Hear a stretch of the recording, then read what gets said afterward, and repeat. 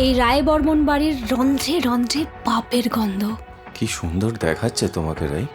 কি করছো রুদ্রদা? তুমি এত সুন্দর কেন?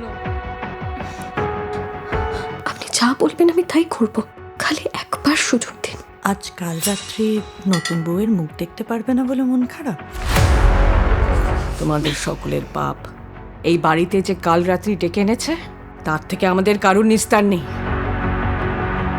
কেন ফিরে এলে এই বাড়িতে? অজিতেশবাবু, কাঁটাটা কার? তোমার কি মনে হয় খুনটা কে করেছে? খুনটা এই বাড়ির অনেকেই করতে পারে। অপূর্ব পরিবার শুনে ভক্তিভাব জেগে উঠছে।